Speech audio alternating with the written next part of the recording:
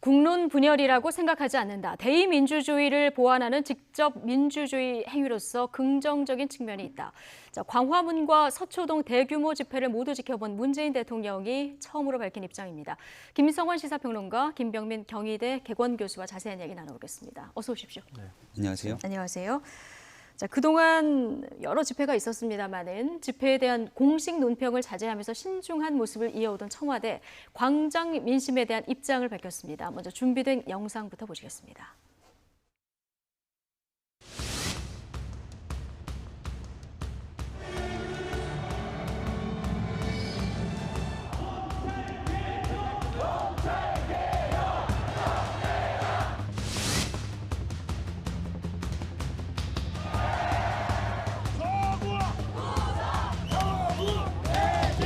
국민들의 다양한 목소리를 엄중한 마음으로 들었습니다.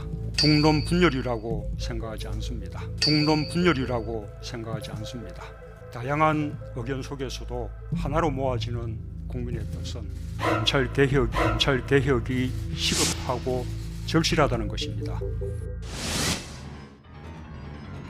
국민들이 직접 의사표현을 하게 만든 것은 바로 민의를 철저히 외면하고 있는 대의 정치의 최정점에 있는 문재인 대통령 본인 때문입니다. 하나로 모아지고 있는 국민의 뜻은 검찰 개혁이 아니라 조국 파면입니다.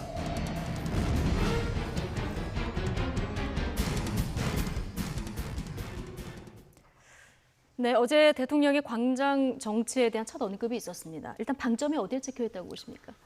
저는 경청과 절차 이렇게 두 글자로 설명을 좀 드리고 싶은데요. 문재인 대통령도 양쪽에서 집회를 하고 있다는 사실을 잘 알고 있다. 예. 또 그들의 목소리를 잘 귀담아 듣고 있다. 그걸 경청이라는 표현으로 사용했다고 하고요.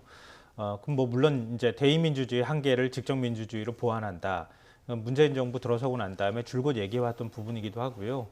촛불 집회가 바로 직접민주주의의 한 표출 양태이기도 했었기 때문에 그런 부분에 대해서 그동안에 누누이 강조를 해왔었거든요. 그러니까 그런 면에서 대의민주주의의 어떤 절차적 문제를 보완하는 게 직접민주주의다라고 하는 점, 직접민주주의의 한 형태로서 국민들이 직접 목소리를 거리에서 표출했다. 그걸 잘 경청하고 있다. 이제 이런 국민들의 목소리를 존중하는 의사표현을 했다고 보고요. 절차라고 하는 것은 국민들이 저렇게 거리에 나가서 서로 상반되지만 각자의 주장을 하고 있다면 책임 있는 정치권이라고 하면 그 주장을 어떻게 제도화할 것인가를 고민해야 한다. 예. 그것이 바로 절차라고 지금 표현한 것이라고 보이거든요. 그러니까 그 궁극적인 메시지는 결국 검찰 개혁으로 모아질 수밖에 없다는 점을 문재인 대통령이 강조한 것이라고 생각합니다. 예, 경청과 절차 네. 이렇게 두 단어로 요약을 해주셨는데 김병민 교수님은 어떻게 들으셨습니까? 저는 한 가지 단어로 요약하면 답정너에 대한 대답이 아니었나 싶습니다. 여러 가지 광장에서 나오는 목소리는 다 들었지만 그 답은 정해져 있는 것이 아닌가 싶었고 예. 그 답에 대한 최종적인 규결점을 검찰 개혁이라는 표현하게 됩니다. 우리가 두 개의 광장의 모습을 보게 됐는데요. 한 개의 광장은 문재인 대통령을 향해서 성토하는 장이 됐고요. 한 개의 광장은 검찰 개혁을 얘기하고 있습니다. 이 검찰 개혁을 얘기하고 있는 서초동 집회 광장은 사실상 문재인 정부가 취해왔던 국정 기조, 대통령의 선택과 다른 의견을 제시하고 있는 것이 예. 아니라 오히려 대통령의 행동에 더 힘을 실어야 된다는 메시지로 볼 수가 있는 상황이라고 보고요. 그렇다면 대통령이 얘기했던 대의민주주의의 한계를 보완하기 위해서 이러한 위임한 권력인 주권자의 목소리를 듣기 위해서 비판적인 목소리를 경청해야 되는 곳은 광화문 광장의 목소리입니다. 왜냐하면 문재인 대통령이 당선되기 전에도요. 후보 시절에 광화문 광장이 가득 메워서 사람들이 대통령 퇴진을 요구하면 어떡하겠는가라는 얘기에 만나서 허심탄회하게 끝장 토론이라도 하겠다. 함께 손을 잡고 걸어가겠다. 그리고 그 개혁에 대해서 국민들이 원한다면 속도를 조절하겠다라는 얘기를 꺼내기도 했습니다. 그렇다면 이 하나로 모아지고 있는 민심에 대한 검찰 개혁의 목소리를 어저께 들 것이 아니라 여러 차례 나뉘고 있는 국민의 목소리를 겸허하게 경청하고 이를 극복하기 위한 상태로서의 지혜를 모으겠다 정도로까지만 조정했어도 이렇게 강한 야권의 반발을 불러일으키지는 않았을 거라는 생각이 듭니다. 예, 국론 분열이 아니다. 이게 한편으로 보면은 이제 국민을 안심시키는 이런 메시지일 수도 있지만 지금 지적하신 대로 이제 서초동에서는 검찰 개혁의 구호가 주로 등장했지만 광화문에서는 물론 거기 나오시는 분들 검찰 개혁에 반대하시는 분들은 없지만 구호가 조국 장관 거취 문제가 더 많았거든요. 근데 이 부분에 대해서 직접 언급한 부분이 없는데 이건 어떻게 보십니까? 네, 뭐 물론 이제 서초동 집회에 나오신 분들 중에서 조국 장관을 지켜야 되겠다고 하는 메시지를 내시는 분들도 꽤 있다고 예. 생각하는데요. 제가 생각할 때는 검찰 개혁을 요구하는 과정에서 조국 장관이 일종의 상징이 되어버렸어요. 그러니까 그런 면에서 조국 장관을 지키겠다는 게 아니라 조국 장관을 딛고 검찰 개혁을 하라고 하는 국민의 명령이라고 생각합니다. 근데 이거는요. 여당을 문재인 대통령을 지지하는 집회라고 생각하시는 거는 야당에서 생각하는 측면인 것 같고요. 제가 예. 볼 때는 경고라고도 생각합니다. 경고. 예. 그러니까 문재인 대통령을 보고 가는 것이 아니라 지지층은 물론 이제 과거 노무현 전 대통령의 말로를 봤기 때문에 다시는 그런 일을 밟지 않겠다, 전철을 밟지 않겠다고 하는 그런 생각들을 가지고 있는 분이 나오셨다고 생각은 하지만 그렇다 하더라도 문재인 대통령이 검찰을 개혁해야 한다고 하는 것은 일종의 시대 정신에 가깝다. 그 검찰 개혁을 왜 제대로 추진하지 않느냐. 마지막 기회를 주는 것이나 다름이 없다고도 생각합니다. 네. 그러니까 만약에 검찰 개혁을 제대로 추진하지 못할 경우에는 문재인 대통령의 지지율도 아마 지지층 내부에서부터 균열이 생길 가능성이 있는 겁니다. 그러니까 막연하게 문재인 대통령을 무조건 지지하기 위한 이른바 이제 야권에서 얘기하는 것처럼 관제대모다 이렇게 표현할 수 있는 부분은 아니라고 생각합니다. 과거 그것은 노무현 전 대통령 임기 말에 지지층이 깨져나가면서 결국 예. 지지율이 떨어지는 그런 현상들을 목도하지 않았습니까? 그러니까 그런 것하고도 비슷한 문제라고 생각합니다. 아마 제가 볼 때 문재인 대통령은 그 학습 효과가 그대로 남아있을 거라고 생각하고요. 그런 면에서 검찰 개혁을 지지층 내부에서부터 더 적극적으로 추진하라고 하는 메시지를 좀 주고 있는 것이다. 그러니까 그게 막연하게 문재인 대통령을 지지하는 집회라고 이야기보다는 경고를 주는 집회다라고도 해석할 수 있다고 생각합니다. 검찰 개혁에 대해서 어떻게 보면 마지막 경고다 이런 얘기를 해주셨는데요. 네, 검찰 개혁의 목소리가 드높이는 그런 상황이라면 사실은 저렇게 서초동 청사 앞에 가득 메워야 되는 건 지금 이 순간이 아니라 오히려 지난 2년 동안 그토록 현재 검찰 개혁을 얘기해야 된다고 얘기했던 피해 사실 공표의 문제라든지 인권 수사가 제대로 이루어지지 않았던 적폐청산 과정에서 목소리를 드높일 수도 있었다고 생각이 됩니다. 예. 그러니까 제가 말씀을 드리는 건 문재인 정부 들어서 검찰 개혁에 대한 목소리는 늘 가져왔습니다. 그리고 거기에 대해서 패스트트랙 과정으로 조국 장관이 민정수석으로 있던 당시에 이끌어왔던 내용들이 국회 입법 절차에 올라가 있는 상황이고요. 지난 2년 동안 그러한 검찰 개혁을 주도해왔던 것이 바로 조국 장관입니다. 그렇다면 지금 조국 장관을 지키기 위해서 조국 장관이 검찰 개혁의 상징처럼 돼버렸다고 하는데 지금까지 검찰 개혁을 제대로 해오지 않았다는 논리를 구성하게 되면은 조국 장관이 검찰 개혁의 상징이라고 볼 수 없는 상황 아니겠습니까? 이런 논리적 개연성에 따라서 지금 저 자리에 모여있던 수많은 사람들의 목소리는 검찰 개혁을 주장하기도 합니다만은 예. 여전히 조국 장관을 지켜야 된다. 그리고 그 과정에서 문재인 정부에 힘을 실어줘야 된다는 목소리가 조금 더 크게 작동한 것이 아닌가 싶고 처음 저 집회를 주관했던 곳이 바로 개싸움 국민운동본부라고 하는 곳에서부터 촉발이 되는데 이곳이 바로 개싸움은 우리가 할 테니 문재인 정부에서는 대일 정부에 대한 정책 속에서 갈 길을 가라고 문재인 정부에 힘을 실어주기 위한 단체가 촉발된 것 아니겠습니까? 이런 여러 가지 모습들을 보면 문재인 정부와 반대되는 성향으로서의 대의 정치의 한계를 극복하기 위한 메시지를 전달하기보다는 이 힘을 온전하게 실어주기 위한 공통적인 목소리가 저는 더 크다라고 예. 생각이 됩니다. 어쨌든 대통령 메시지가 나오고 여야의 해석도 각기 다르게 나오고 있는 상황인데요. 내일 한글날인데 또 집회가 대통령 메시지 나왔음에도 불구하고 대대적으로 예고가 되어 있습니다. 이제 정치권도 이거를 뭔가 출구 전략을 여기에서 나올 이런 방안들을 좀 지혜롭게 마련해야 될 시점이 아닌가 싶은데요. 네, 맞습니다. 뭐 너무 당연한 얘기고요. 정치권이 존재해야 될 이유가 뭐가 있습니까? 우리가 대의민주주의라고 얘기하는 이유가 뭐가 있습니까? 국민의 목소리가 나왔을 경우에 그 목소리를 어떻게 제대로 정리할 것이냐, 그걸 어떻게 제도화할 것이냐에 관한 문제가 있다고 보는 거거든요. 그러니까 당연히 정치권은 무겁게 이 메시지를 받아들여야 한다고 생각하고요. 저는 민주주의에서 두 가지 측면이 있다고 생각하는데요. 그러니까 관용으로서의 관행이라고 하는 게 하나가 있고요. 또 하나는 제도적인 어떤 개혁에 관한 문제가 있습니다. 그러니까 지금 관용이라고 하는 표현을 제가 사용한 예. 것은 당연히 대통령 권력을 행사하는 데 있어서도 절제와 자제가 필요하고요. 야당 입장에서 그것이 대통령 권력을 사용하는 데 있어서 불만족스러운 부분이 있다 하더라도 일정하게 이해하고 그것을 받아들이는 것도 필요합니다. 그걸 또 관용이라고도 표현할 수 있는 것이거든요. 그리고 야권의 권력도 결코 약하지 않습니다. 입법부가 행정부를 견제하는 권력이 약한 건 아니거든요. 그러면 야권에서 자신들의 주장만 내세울 게 아니라 대통령을 어느 정도 인정하고 또 야권에서 주장하는 바가 무엇인지 또 요구하고 이런 과정들이 필요한데 지금은 그런 모습들이 잘 안 보인다는 거예요. 그러니까 우리 말 듣지 않으면은 무조건 그냥 이 정부는 없는 정부나 다름이 없다. 그래서 탄핵이나 하야 얘기까지 나오는 거 아니겠습니까? 예. 그런 문제들이 하나가 있다고 보는 거고요. 또 하나는 제도적인 문제에 있어서의 어떤 개혁에 관한 측면인데요. 지금 국회가 올해 내내 지금 보이콧이나 뭐 이런 것들을 통해 가지고 사실상 파행이 계속 이어지고 있는 상황입니다. 국회가 국민들의 목소리를 담으려면 어떤 방식으로든 검찰 개혁을 하든 네. 아니면은 뭐 예를 들어서 조국 장관 임명에 관해서 문제가 있다고 하면 장관 임명에 관한 절차가 잘못됐다고 하면 거기에 따르는 제도적인 문제를 손을 보든 예. 이렇게 해야 되는데 그런 노력은 전혀 하지 않고 정치 투쟁에만 매몰돼 있다는 겁니다. 네. 그런 부분에 있어서 문제를 지적하지 않을 수가 없습니다. 예, 어쨌든 국회는 국회에서 할 일을 해야 된다. 자, 이런 국민들의 목소리도 큰 상황입니다. 다양한 의견 속에 하나로 모아지는 목소리는 검찰 개혁이다. 앞서 짚어봤는데 대통령의 거듭된 검찰 개혁 요구에 어제 조국 법무부 장관이 또 이제 개혁안을 내놨는데요. 법무부 산하 검찰 개혁위원회 권고안 어제 나온 안을 보면 일단 검찰의 그 검사 파견 직접 관리하겠다 이거 하나 하고요. 그리고 검찰에 대한 감찰권을 법무부로 이관하겠다 이런 내용들이 담겨 있는데 앞으로 그러니까 뭐 검찰의 셀프 감찰, 제 식구 감싸기 이런 것들을 좀 차단하겠다 이렇게 해석하면 될까요? 그러니까 뭐 큰 틀 안에서 보면요, 검찰을 민주적 통제를 하겠다, 검찰에 대해서 민주적 네. 통제를 하겠다는 얘기입니다. 지금까지 검찰의 모습은 거의 무소불위에 가까운 거 아니겠습니까? 뭐 흔히들 얘기하는 것처럼 정권 타고넘기 신공을 보여줬다. 그러니까 정권 초에는 정권의 입맛에 맞는 수사하다가 임기 중반 넘어서기 시작하면 검찰이 정권을 향해서 칼을 휘두르는 방식으로 그렇게 해서 검찰 개혁에 저항을 해왔다라고 이렇게 얘기를 하고 있는데요. 그러니까 검찰을 통제할 수 있는 사람이 아무도 없다. 이제 이런 거고요. 조국 장관과 관련돼 있는 수사도 바로 그 한 흐름에 같은 흐름에 놓여 있다고 생각합니다.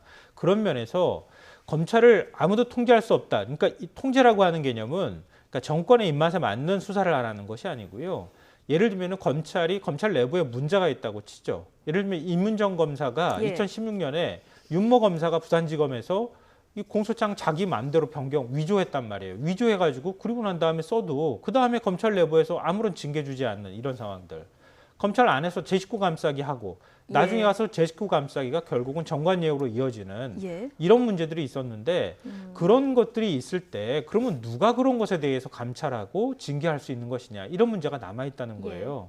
그러니까 그런 면에서 법무부도 탈검찰화를 할 필요가 있고 검찰도 어떤 방식으로든 외부에서 법무부라고 하는 공식적인 예. 조직에서 감찰을 행사할 수 있도록 하고 그 감찰은 네. 최대한 감찰위원회든 감찰관이든 간에 공정한 위치에 있는 사람들 이런 사람들이 감찰할 수 있도록 하자. 이게 핵심 내용이라고 할 수 있을 것 그런 같습니다. 의미에서 어제 이제 법무부와 검찰이 법적 카르텔을 위해서 존재하면 안 된다 이런 얘기도 같은 맥락에서 나온 얘기 같은데 그런데 야당은 다 좋은데 이런 안들이 지금 사법 장악 시도 아니냐 이런 시선을 보내고 있어요. 네, 게다가 더군다나 지금 조국 장관 일가에 대한 전체적인 수사가 이루어지고 있는 상황이기 때문에 검찰 조직을 장악하거나 검찰 조직의 강력한 인사권 등으로 압박을 가할 수 있는 일들이 조국 장관이 추진하고 있는 이런 개혁안 속에서 이루어지게 된다면 예. 조국 장관에 대한 엄정한 수사가 검찰 내에서 가능하겠냐라는 얘기가 나올 수도 있습니다. 얼마 전 이 청와대 민정수석으로 조국 장관이 재직하지 않았습니까? 지금 불거지고 있는 여러 의혹 중에 하나는 민정수석실 내의 특별감찰반원이 새로운 내부에 대한 의혹들을 조사하는 과정에서 윗선에 무마 지시가 있었는 것 아니냐라는 얘기가 나오고 있습니다. 그러니까 지금 검찰 조직에 대한 내부적인 문제들이 많은 것도 사실인데 만약에 이런 방식으로 법무부가 검찰에 대한 장악을 더 시도를 강하게 하는 과정을 거치게 되면 살아있는 권력에 대한 이 부패한 과정 속의 수사는 과연 어떻게 진행이 되는 것인가에 대한 우려가 제기될 수도 있는 상황입니다. 지금 여러 가지 누적된 잘못된 악습들이 존재하고 있는데 그것을 검찰 조직에 있는 일들만 이 현미경으로 예. 확대해서 보다 보면은 사실은 살아있는 권력에 대해서 이러한 부정부패나 비리들을 오히려 방치하게 될 수 있는 악영향도 나타날 수 있기 때문에 총체적인 접근이 필요하다고 생각되고 그것은 기왕이면 조국 장관이 아닌 다른 인사가 수행하는 것이 훨씬 더 올바르다는 예. 생각이 듭니다. 네. 저는 그 말씀을 좀 드리고 싶은데요. 야권에서는 검찰 개혁을 바라고 있는 것인지 검찰 개혁을 원하고 있는 것인지부터 먼저 밝혀야 한다고 생각하고요. 검찰 개혁의 요책은 무엇인지도 야권이 좀 구체적인 방안들을 내놔야 할 필요가 있다고 생각합니다. 예. 검찰 개혁은 기본적으로 검찰의 힘을 빼자는 거잖아요. 그리고 검찰을 우리가 장악한다고 하는 개념은 좀 아주 예민한 문제, 아주 정치한 문제인데요. 그러니까 대통령이 검찰을 좌지우지한다고 하는 개념인 거예요. 그 과거 박근혜 정부, 이명박 정부 시절에 그렇게 해왔던 거 아닙니까? 근데 그것은 대통령이 검찰에 대해서 인사권 그 외에 나머지 권력을 가지고 휘두르는 것인데 그렇게 하지 못하도록 하기 위해서 검찰의 힘을 빼고 그리고 권력기관 간의 견제와 균형이 이루어질 수 있도록 하자고 하는 개념이 포함되어 있는 겁니다. 그렇기 때문에 대통령 혼자서 좌지우지할 수 있는 상황이 되지 않는다고 하는 전제가 있는 거예요. 그것을 검찰은 스스로 그동안에 지난 3년간에 한 번도 내부 징계하지 않았다고 하는 얘기처럼 스스로 개혁되지 않는 검찰을 그러면 어떻게 하겠다는 얘기인지 구체적인 대안을 내놓고 얘기해라. 네. 그냥 대통령이 함부로 뭐 권력을 휘두른다 이런 개념으로만 접근하지는 않았으면 좋겠어요. 예. 어쨌든 검찰 개혁 지금 무소불위 검찰의 힘 빼기 또 한축으로는 이제 권력으로부터의 독립 이 안에 대해서 야당도 야당대로 그 대안을 마련해야 된다 이런 지적을 주셨는데 지금 법무부하고 검찰이 경쟁하듯이 그 개혁안을 내놓고 있어요. 어제 검찰도 3번째 개혁안을 내놨는데 어제 골자는 심야조사 폐지하는 이런 내용이에요. 네, 그러니까 피의자의 인권 문제를 조금 더 강조하는 측면으로 윤석열 검찰총장도 보다 선제적인 조치에 나선다 이렇게 볼 수가 있는데요. 예. 우리가 개혁이라고 하는 과제는 피동적인 개혁, 그러니까 외부에 있는 상황으로 인해서 어쩔 수 없이 개혁의 주체가 아닌 대상이 돼서 개혁을 할 수밖에 없는 경우가 있고요. 능동적으로 조직 내에서 우리가 개혁의 주체가 돼서 개혁에 나서겠다라고 하는 개혁으로 볼 수가 있습니다. 지금 이 문재인 정부 그리고 조국 법무부 장관이 스스로 검찰을 개혁의 대상으로 지목하고 외부에서 개혁을 추진해 나가겠다고 하니까 예. 윤석열 검찰총장 입장에서는 우리에 대한 개혁은 스스로가 내부적으로 능동적인 주체가 돼서 개혁에 나서겠다 이런 메시지를 발신한다라고도 볼 수가 있는 것 같고요. 하지만 공교로운 것은 왜 지난 집권 벌써 한 2년이라고 하는 기간 동안에 충분하게 많은 개혁적 논의가 있을 수 있음에도 불구하고 예. 윤석열 총장은 서울중앙지검장이었습니다. 문재인 정부 집권 초기에. 조국 장관은 문재인 정부의 민정수석이었죠. 근데 지금 나오고 있는 심야 시간 조사에 관한 부분들을 원칙적으로 폐지한다라고 하는 부분들과 피해 사실 공표에 대한 금지 그리고 포토라인을 세우지 않겠다. 왜 이 모든 일들이 정경심 교수에 대한 조사 등을 이 맞춰서 사실상 진행돼야 되는가에 대한 국민적 불만, 시점이 그런 문제다. 불편함이 상당히 예. 존재하는 것이거든요. 따라서 여기에 대해 떠밀리듯이 개혁에 나서고 있는 두 조직 간의 모습들을 국민들이 예. 목도하고 있는 것인데 과연 국민의 관점에서 꼭 필요한 검찰 개혁이 무엇인가에 대한 그런 민의들을 잘 총합해서 수집하고 있는지도 한번 두 조직이 같이 검토해 볼 때가 아닌가 싶습니다. 예. 뭐 개혁안들은 계속 나오는데 검찰의 정경심 교수를 포함한 조국 장관 가족에 대한 수사는 계속 진행이 되고 있습니다. 오늘 정경심 교수가 또 소환돼서 지금 조사를 받고 있고요.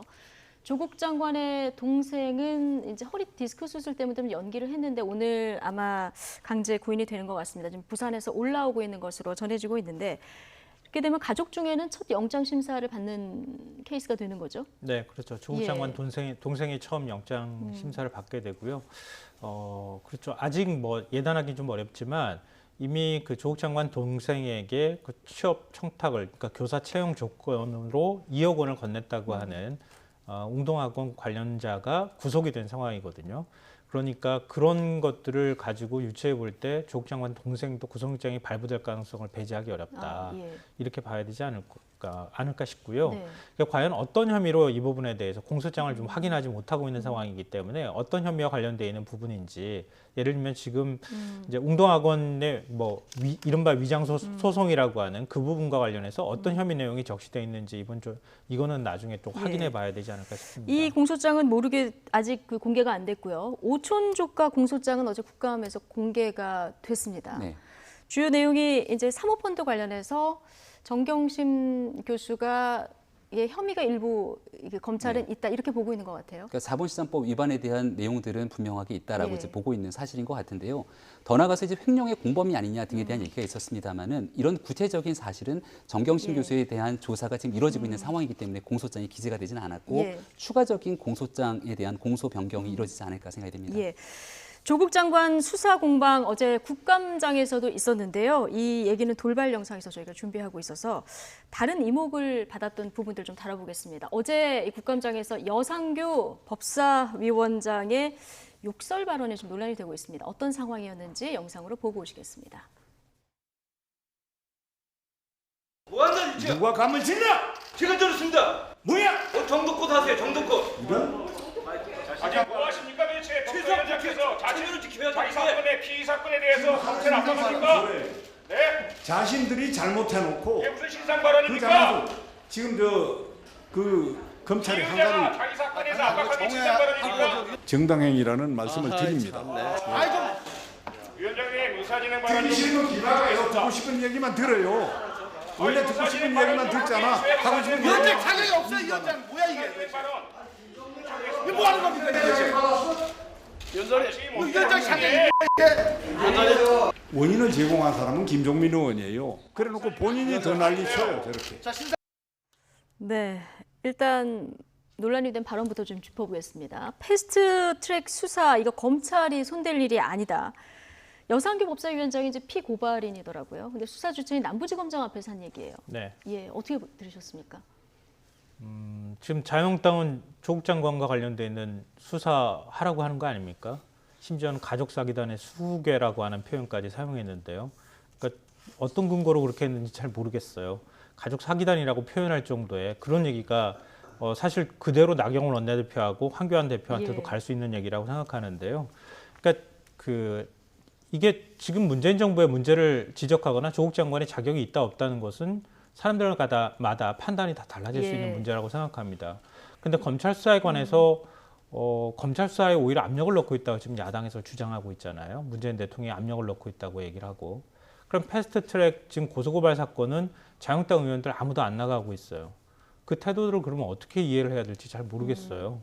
근데 패스트트랙 수사에 대해서 법사위원장이 그건 하면 안 되는 것이다라고 얘기를 한다 그러면은 그러면 자유한국당 의원들은 법 위에 선 존재들인 겁니까? 예. 근데 이해를 할 수가 없는데요. 그러니까 저는 이전에도 사법농단 사건 관련된 얘기 나올 때 대법원 대자만 나와도 여상규 법사위원장이 저런 식의 반응을 보였거든요. 네. 그러니까 그때도 제가 이 프로그램에 그대로 나와서 말씀드린 적이 있는데요. 최소한 상임위원장인 경우에 회의를 진행하는 데 있어서 완벽한 중립은 설 수는 없겠지만 예. 그래도 회의를 진행하는 역할을 해야 되잖아요. 예. 그러니까 저는 여상규 위원장이 법사위원장으로 기본적으로 자격이 없다고 생각합니다. 예. 그러니까 지난번 인사청문회 때도 마찬가지고요. 자기 생각에 맞지 않다 그러면 회의 진행 자체 아예 못하게 하고 여당 의원이든 야당 의원이든 한마디도 입도 못 대게 하는 이런 방식으로 회의 진행하면 어떻게 법사위원장, 법안 처리의 마지막 관문의 역할을 할 수 있는 법사위원장 자격이 있다고 얘기할 수 있겠습니까? 예. 어제 여상규 위원장 김종민 의원이 항의하는데 대꾸를 하다가 이제 욕설까지 나오는 이런 상황 카메라에 그대로 잡힌 상황이 됐는데 지금 말씀하신 대로 법사위원장으로서의 중립성에 대한 그 지적이 여러 차례 있었습니다. 그러니까 뭐 위원장 자격이 없다 등에 대한 공방들이 오갔던 것 예. 같고요. 그 감정이 상할 수는 있는 부분인데 혼잣말로 그렇게 크게 들리진 않았습니다만은 입에 담기 어려운 얘기들이 나왔습니다. 추후의 내용들을 이게 다 이제 녹취가 된 상황이기 때문에 확인하고 나서 분명하게 그렇게 얘기했던 기억은 없지만 잘못된 일에 대해서 사과를 하는 측면들이 나타났습니다. 국회는 민의의 전당이고 그 국회 중에서도 국정감사는 7분간의 예술이라고 불릴 정도의 행정부를 견제 감시하게 되는 국회의 꽃 중에 꽃이죠. 예. 그러니까 수많은 국민들이 지켜보고 있는 과정이기 때문에 행정부를 조금 더 합리적으로 비판 견제하기 위해서 국민들이 납득할 수 있는 수준의 언어를 사용해야 되는 건 매우 당연한 일이라고 생각하고요. 예. 다만 법사위의 아쉬운 부분은 이 조국 장관 사태를 둘러싸고 이미 청문회에서부터 여야 간의 감정의 골이 굉장히 뜨겁습니다. 서로가 서로를 향해서 정말 입에 담아내지 못할 정도의 고성들이 오갔던 부분들을 우리가 충분히 목도했기 때문에 그러한 인사들이 그대로 지금 국정감사까지 넘어오게 되면서 네. 계속 조 장관에 대한 감정의 골이 높아지고 있는데 이런 부분들을 좀 서로가 한 발씩 물러서면서 다시 대화와 타협의 정치로 돌아갈 때가 아닌가 싶습니다. 예. 여야가 이렇게 한창 예민한 이런 상황인 가운데서 웃음이 터진 에피소드도 있었습니다. 더불어민주당 김종민 의원 발언 때문이었는데요. 어떤 상황이었는지 보고 오시겠습니다. 이거 선을 넘는 것까지 감싸면 안 됩니다. 왜 질문을 김도부 의원한테 하냐고요? 그러니까 그렇지. 강재원에서 그러시면 안 돼. 이게 뭡니까 이게 지금? 감쌀 거 감싸야지. 일반의 김도부 의원 감사 맞아 이게 지금? 않습니까? 사건 관련자가 수사하지 말라고 하는 국정감사 맞냐고 이게? 논리대로 하면 저 부분 벌써 물러나야 돼. 야당 간사가 이런 걸 조정해갖고 좀 정리할 생각을 해야지. 덩달아서 감싸고 말이야. 내가 조국이야 내가? 내가 조국이야 내가? 자 우리 저 내로남불을 인정하네. 석 차장님 내로남불 아닙니다. 조용히 하세요. 네.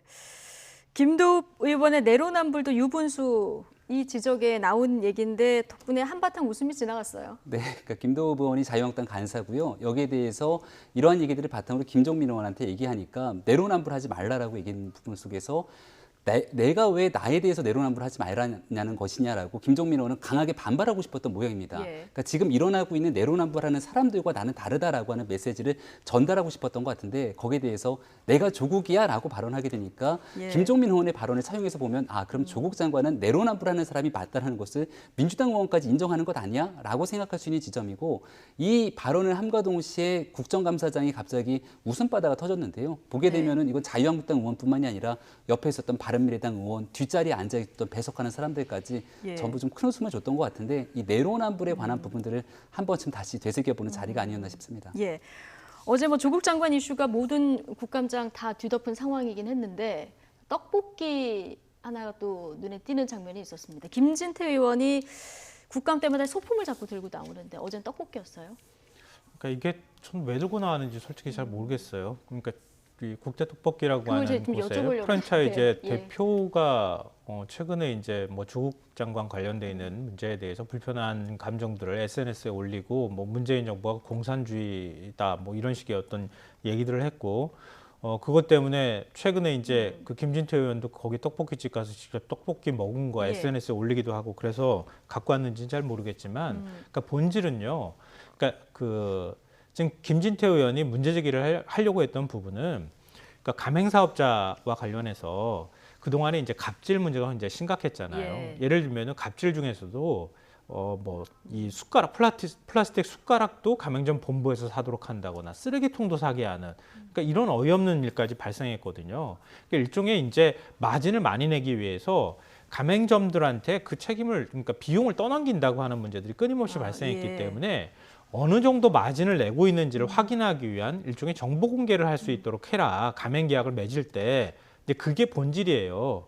근데 거기 안에 지금 가맹점에 무슨 그 영업 기밀이 들어간다거나 이런 게 아니고요. 예. 마진을 남기는지 안 남기는지 OX 표시하도록 돼 있고 전체 마진을 평균만 그냥 적도록 돼 있는 거예요.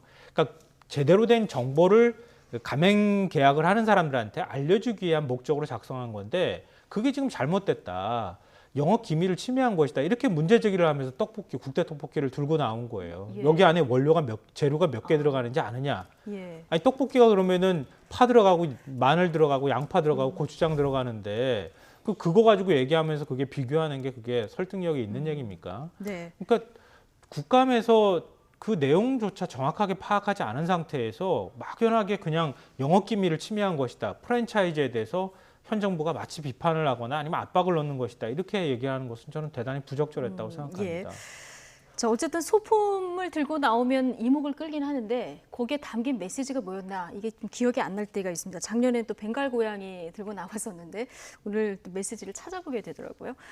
자, 마지막으로 어제 여야 5당 대표 오찬 모임 초월의 모임 이야기 짧게 나눠보겠습니다.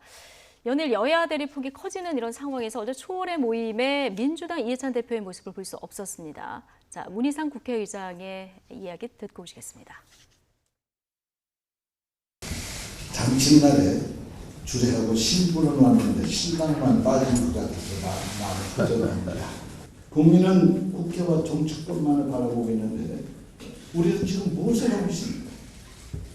민생은 내팽개치고 진영 싸움에 매몰돼서 국민을 거리로 내모는 그런 중국이 아닌가라고 생각합니다. 고단한 국민의 삶마저 그 일상마저 흔들고 있습니다. 국회는 사회의 모든 갈등과 대립을 녹일 수 있는 용광로가 되어야 하는 것입니다. 그런데 대립과 혼란을 부추기는 모습에서 심각한 우려를 금할 수 없습니다. 이대로 가면 대의민주주의는 죽습니다. 네. 주례는 문희상 국회의장. 지금 보면 신부는 황교안 대표 그리고 이해찬 대표가 이제 신랑 역할입니까? 지금 문희상 의장 얘기대로라면 그런데 어쨌든 어제 이해찬 대표가 오지 않았습니다. 와봤자 또 정쟁만 할 것이다 였는데 어떻게 보셨습니까? 굉장히 좀 이례적인 모습이었는데요. 여당의 대표가 불참을 했고 심상정 정의당 대표가 전쟁 중에도 대환하기 마련인데 안 온 것들에 대한 불편한 속내를 또 비추기도 했습니다. 네. 초월에는 이 명칭이 굉장히 좋죠. 월초에 모이기도 합니다만은 여야 5당 대표가 함께 모여서 이 정쟁을 초월하게 되는 새로운 이 국정 현안들을 같이 논의하자라고 하는 자리이기 때문에 지금 이 광장의 정치 속에서 국민들이 분열되고 있는 것 아니냐라고 하는 예. 국민적 우려가 커지는 상황에서 국회가 어떻게 제 역할을 할 것인가 논의하는 건 중요합니다. 근데 이해찬 대표 입장에서 바라보면 과거 정부 여당이 굉장히 우호적인 입장을 피력했던 심상정 정의당 대표라든지 예. 민주평화당의 정동영 대표, 또 때에 따라서는 손학규 대표도 여러 가지로 정부 협조적인 모습이 많았는데 지금은 거의 모든 정당의 대표들이 조국 장관 사태에 대해서 부정적인 입장을 피력하니까 여기에 와서 제대로 메시지를 전달할 것이 마땅치 않았다고 생각한 것이 아닌가 싶은데요. 그럼에도 불구하고 과거에 자유한국당 황교안 대표가 이 초월에 빠졌을 때 맹비난했던 것을 기억한다면 집권 여당의 대표로서 반드시 출석했어야 되지 않는가 생각이 됩니다. 이해찬 대표 불참, 김성환 평론가는 어떻게 보십니까? 그냥 외형적으로만 보면은 바람직하지 않아 보이고요. 예. 근데 내용적으로 좀 들어가게 되면 뭐 그런 만한 이유는 있었다고는 생각합니다. 그러니까 그동안 지금 초월회가 있지만 정치 현안들에 대해서 제대로 된 합의 하나 제대로 나눈 게 없지 않습니까? 그러니까 지금 보수 야권에서는 계속 끊임없이 황교안 대표 대표 당선되고 난 다음부터 장애 집회만 하고 있는 상황이잖아요. 그러니까 야당은 국정을 감시하는 감시견이 되어야 하는데 지금 감시견이 아니라 거의 투견화되고 있는 상황입니다. 그런 부분에 대해서 초월회가 제대로 된 역할을 하지 않았다고 하는 불만들이 좀 있는 것 같고요. 또 하나는 좀 비판적인 시각에서 말씀을 드리면은 과거 미국에서 이제 합의의 정치나 이런 거 굉장히 중요하게 생각한다고 얘기하잖아요. 그러니까 남북 전쟁 직후입니다. 1880년 그때 그 제임스 플레인이라고 하는 전 하원 의장이 동료 공화당 의원들한테 이렇게 얘기합니다. 이제 그만 피 묻은 셔츠는 집어넣자 이렇게 얘기를 하는데요. 그러니까 너무 적대 정치가 많이 있고 있는 상황에서 이제 그만 그 적대 정치를 그만두고 지금 미국 경제를 위해서 우리가 뭘 해야 될지 주제를 좀 경제로 바꿔보자 이런 제안을 한 것이 굉장히 중요한 역할을 했다고 합니다. 그러니까 적대 정치가 계속 반복될 때 그때 어느 한쪽에서 이제 그만 넣어두고 지금부터 다른 논의를 하자고 먼저 얘기하는 게 굉장히 중요하다. 근데 그런 역할을 한다고 하면 좀 여당 대표가 오히려 더 앞장서서 그런 역할들을 했으면 좋겠고요. 참석해서 이런 메시지를 던졌으면 좋았을 뻔했다. 그리고 여당은 당연히 뭐 국정 운영에 대한 책임을 지고 있는 곳이니까요. 야당 대표도 역시 제1야당 대표나 뭐 보수 야권에서도 똑같이 이런 메시지를 낸다고 하면 국민들께서 훨씬 더 책임성 있는 대한정당으로서의 신뢰를 갖지 않을까 그런 생각을 합니다. 네, 문희상 의장하고 이제 이해찬 대표 안 왔으니까 4당 대표의 합의 사항이겠죠. 정치 협상 회의를 신설해서 운영하기로 합의했다. 이런 내용이 전해졌습니다. 일단 사법개혁안 그리고 지금 올려져 있는 정치개혁 이런 주제들을 주로 논의하기로 했다는데 이렇게 되면 지금 패스트트랙에 올려진 이런 안들이 조금 속도가 붙을까요? 네, 이제 한 11월 말 정도가 되게 되면은 이제 조국 장관에 대한 시간보다는 국회 시간으로 다시 돌아오게 됩니다. 그럼 여기에서는 패스트트랙에 올려진 검경 수사권 조정 등에 대한 검찰 개혁안 더하기 선거제도 개편에 관련된 안들까지도 최종적인 의결 절차를 거칠 수밖에 없는 상황이 오게 되는데 패스트트랙은 말 그대로 그 안 그대로에 대한 최종 의결을 갖도록 만든 장치고 이것을 하기 전에 마지막까지 조정의 시간들이 남아 있을 겁니다. 이 안이 아닌 새로운 대안을 바탕으로 여야가 합의할 수 있는 선거제도 개편안이라든가 여야가 합의할 수 있는 검찰 개혁에 대한 안들을 충분하게 숙성된 논의를 거칠 수 있는 시간이 있기 때문에 이런 것들을 하기 위한 그런 과제로서 정치 협상 회의를 만들겠다고 하니까 조금 국민들의 입장 눈높이에서 이제 긍정적인 결과를 도출하기 위한 제대로 된 정치의 모습을 이제는 좀 국회가 보였으면 좋겠습니다. 예, 뭔가 좀 진전이 있을 수도 있는 이런 상황에 한 발 진전된 상황입니다. 자, 문희상 기자에게 국회는 모든 갈등을 녹이는 용광로가 돼야 된다. 이 얘기를 지난번에도 하고 어제도 했는데 이 얘기를 좀 새겨들을 필요가 있는 시점이 아닐까 싶습니다. 김성환 시사평론가, 김병민 경희대 개관교수 두 분과 오늘 이야기 나눠봤습니다. 고맙습니다.